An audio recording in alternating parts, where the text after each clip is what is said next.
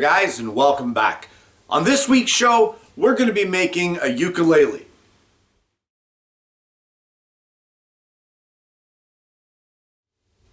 Well, as I said in the intro, this week's show is something completely different for me.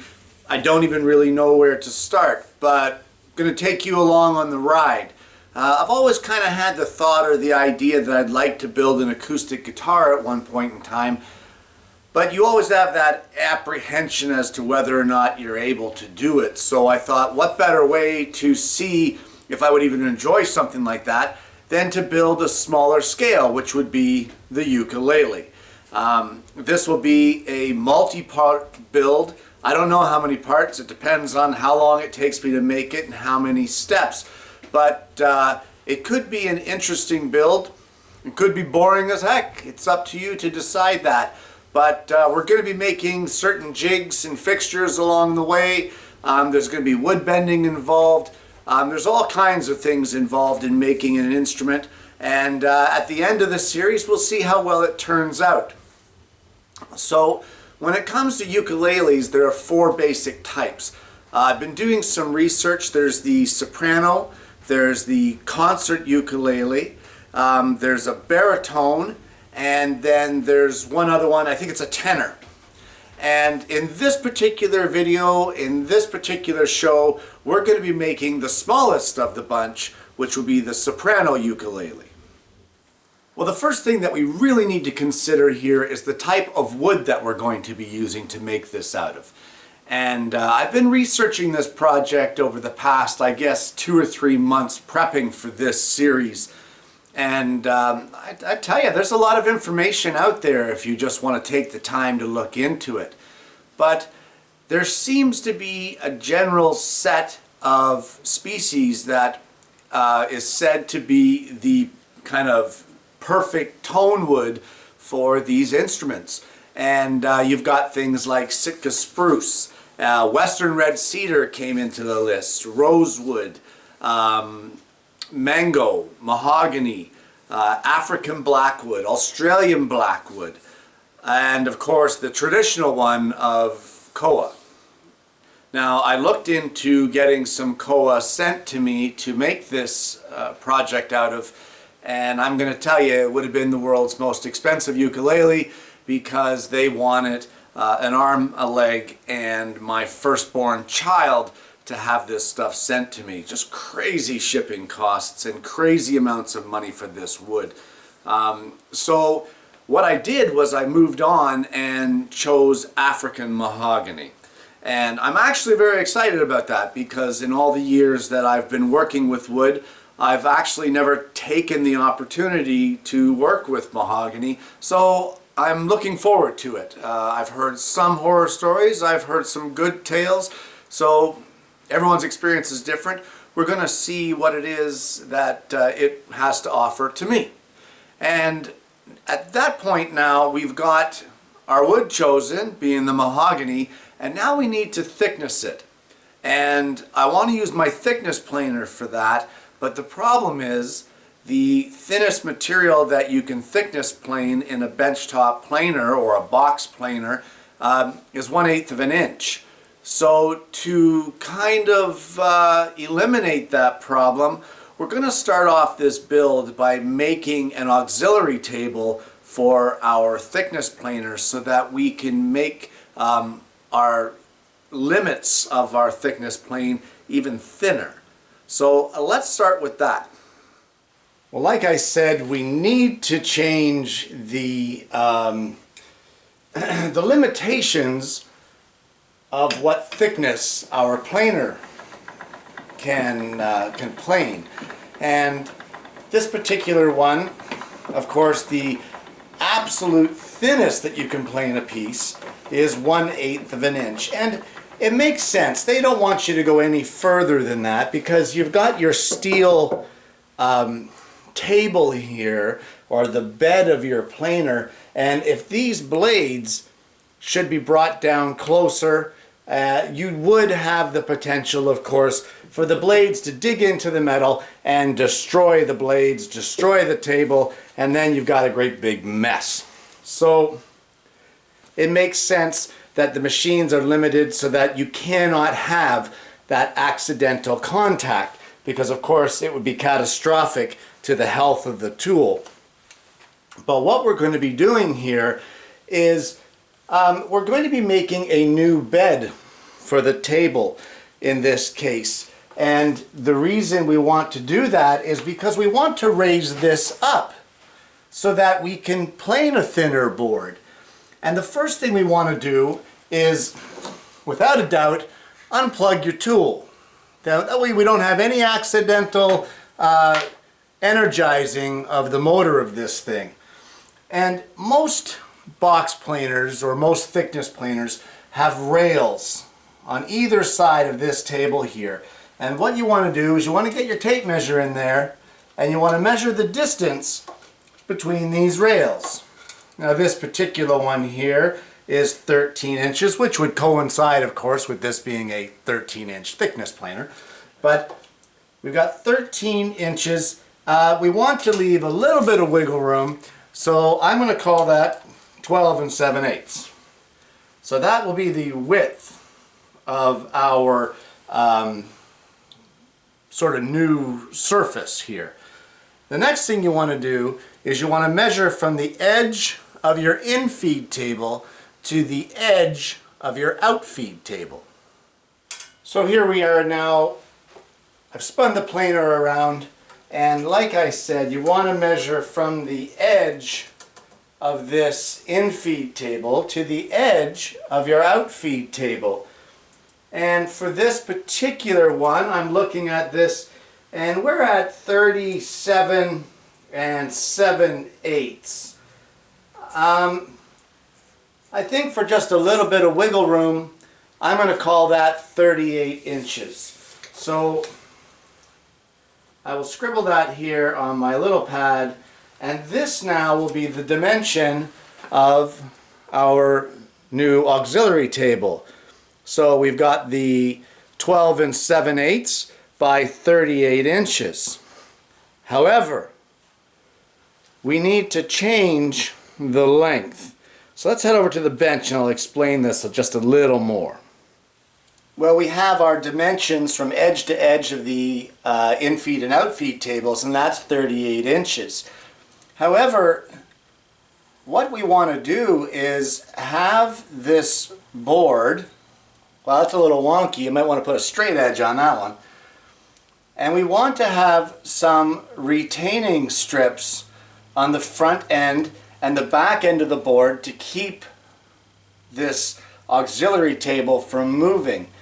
Now we're making this whole thing out of 3/4 inch MDF.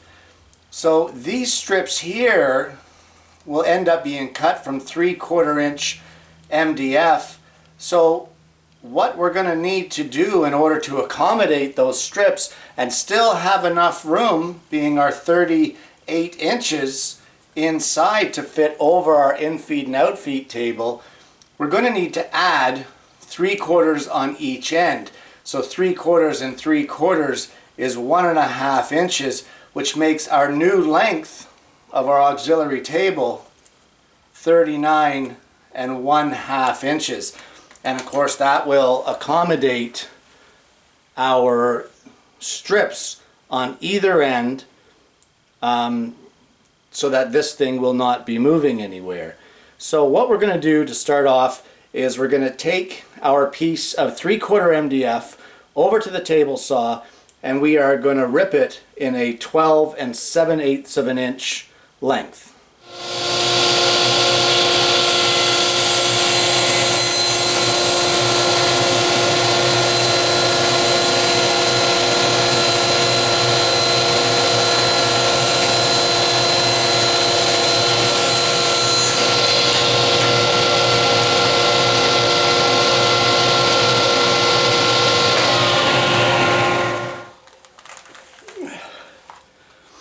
Okay, this stuff is nasty to cut. I don't know if you've ever worked with MDF, but I have, and it's bad stuff. The dust is very fine.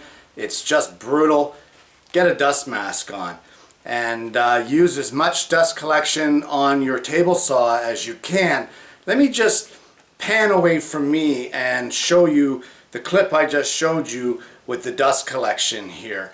And here you can see there's hardly any dust on this table at all, which means that more is going in the collector and less is going into the air. And that's the kind of results that you want. Okay, so now that we've got the dust collection speech out of the way, we have our length cut, our width cut of our piece to 12 7/8. And what we really need to do now is to cut it to our final length. And we're going to start off with that, and we figured it out to be 39.5. So let's take it over to the table saw again and lop it off to a length of 39.5 inches. So in order to cut our 39.5 inch length, I just put it on the table saw and used my miter fence. With that Incra fence that I have, of course you can extend the arm and be able to do a cross cut of this size, which kind of makes it a nice little feature of the crosscut fence, or the miter fence. So here we have it now at 39.5 by 12 7/8, and we've got this offcut piece. And because it's the same width, because it came from the same board, we now want to cut 2 strips off of this offcut piece, 1 inch wide, and those will be our retainer strips on either end for this board. So I'm going to head over to the table saw and rip 2 strips off of this offcut at 1 inch wide each.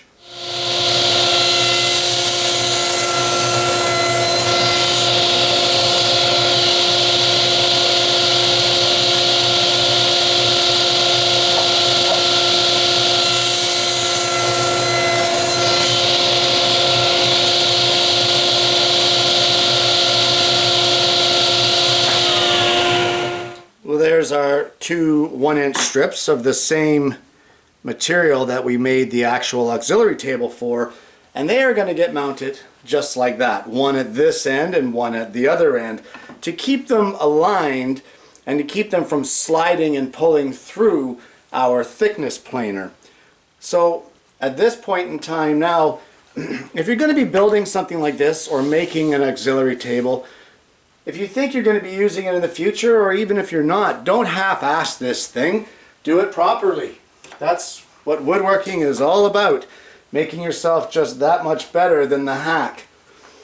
So take your Incra rule or a tape measure or whatever you need to use here, and you want to mark a center line so that you can drill holes for your mounting screws on these particular boards.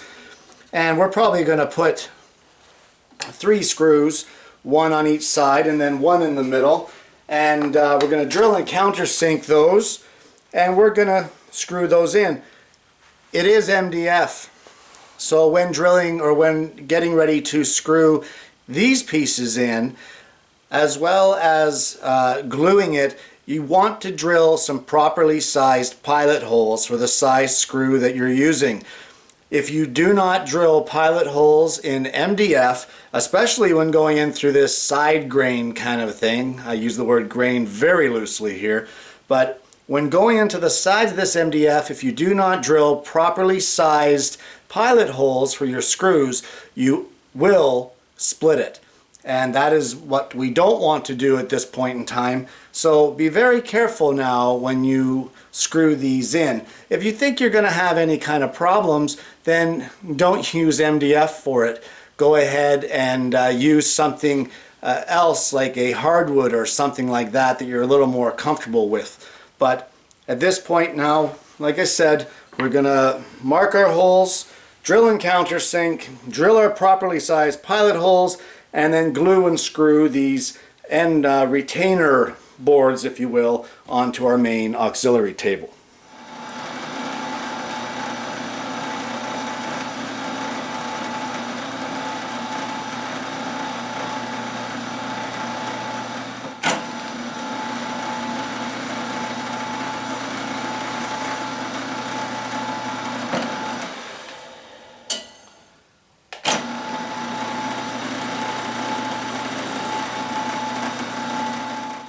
here we have the holes drilled and countersunk, and we've sanded here a little bit. This will be the top of your auxiliary table, or the surface, so you don't want any little burrs from these sandings holding up your stock, either from the in-feed or the out-feed. So give this little sanding and sand any little imperfections in the bottom that there may be. And at this point now, you just want to put these strips onto this particular board. So we're not going to be drilling anything just yet. What I'm going to do is I'm going to put some glue on these, put them in place just like that, and once I get everything the way I want it, I'm going to put some clamps on here and let this set up a little bit. Once it's set up, then I will be adding the screws for extra strength just to hold it together. So you guys go ahead, glue and screw these end strips, and when you get all that done, you can come back and see me, and don't worry about it, I'll still be here. See? Told you I'd still be here. Where else would I go? You got it done. The glue is dry. The screws have been installed. Let's go ahead and put this into the planer, and then we're done with this one little jig, and we can actually move on to cutting some of that mahogany. And now with the glue all dry and everything all set into place, this auxiliary table just slides like that over top of your existing in-feed and out-feed. And basically what it accomplishes is this depth stop here on this particular model of planer, its registry point is the base of the in-feed or out-feed table. And by adding this extra 3/4 of an inch, you've now made this registry point capable of going below the 0 mark of the top of your table. So you could actually plane into negative values. Why you would want to, I don't know. Maybe you like sawdust. But here it is. This is the auxiliary table, and this will allow us to plane down our mahogany into much thinner strips than what the minimum 1/8 will allow from the planer. So now with that, let's get a piece of mahogany down off of the bench, or sorry, off of the rack, and we're going to cut it to a rough cut size that we require. Well, the first step in this whole process is to cut and thickness the stock for your back panel of the ukulele, as well as your front panel, also known as the soundboard. And for that, you need a piece that's 7 inches by 10 inches. Now, there's several ways you could go about this. If you have stock that isn't so wide, you could book match it with resaw and laminate the pieces together. You get some really great effects doing that. But I was lucky enough to get 8-inch wide mahogany, so I'm going to be able to do the front panel soundboard and the back panel all one piece. So I think that could be kind of cool, provided that there's no internal cracking or a mess on the inside of this. So what I've got is an 8-inch wide by 8/4 piece of African mahogany, and I'm going to take it over to the jointer. It's 18 inches long, by the way, sorry. And we're going to take it over to the jointer, and I'm going to face plane one side, joint the one edge 90 degrees to the surface plane, and then once we get that done, we're going to head over to the bandsaw and resaw this piece of lumber.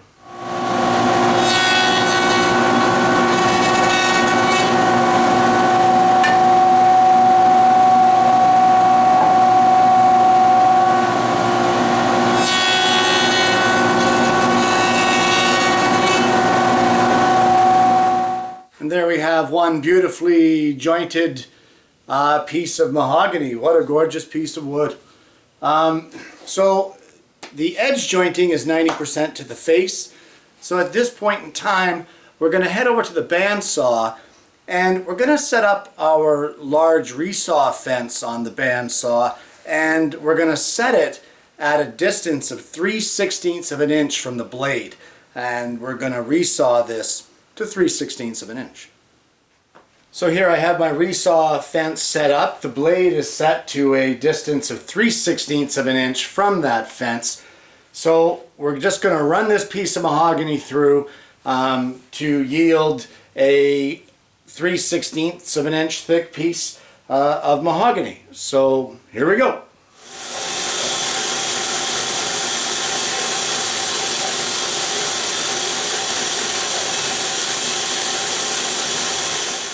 And there we have one really sexy piece of 3/16 thick mahogany. And well, we're going to need two of these. So I'm going to now take the block of mahogany that I just resawed this from, and I'm going to take it back over to the jointer. I'm going to face joint this again, and we're going to bring it back, and I'm going to cut a second slab, which will be, I don't know, front or the back, whichever I decide. And once I get that done, we're going to come back and we're going to thickness plane this to its final dimension. And just like that, we have two pieces of sexy mahogany, and but they're way too thick. We actually need them to be 5/64 of an inch. And for all you guys that keep saying, what is that in metric? That's 2 millimeters. So 5/64 of an inch for the soundboard, the front, or the back of the ukulele. And we've already got our auxiliary table set in our planer that we made earlier today's show. So now we're going to take this over and plane this through, but we're going to make it a little proud of 5/64 because of course we need to leave a little bit of excess material for that final sanding and that sort of thing.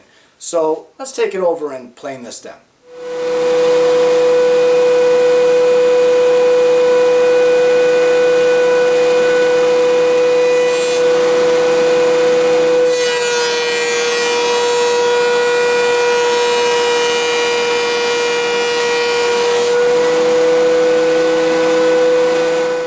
Well, there's no sound quite as awful as the sound of your thickness planer chewing up a piece of stock you just put through.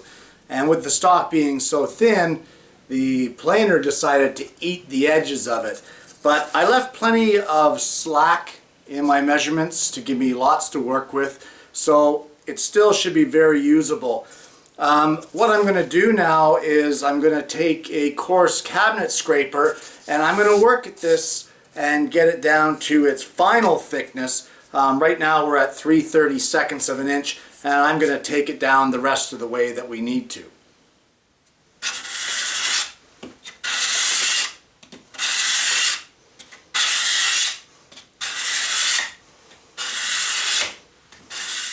Well, I've been scraping at the mahogany, and I have to say that I'm not too pleased with the results.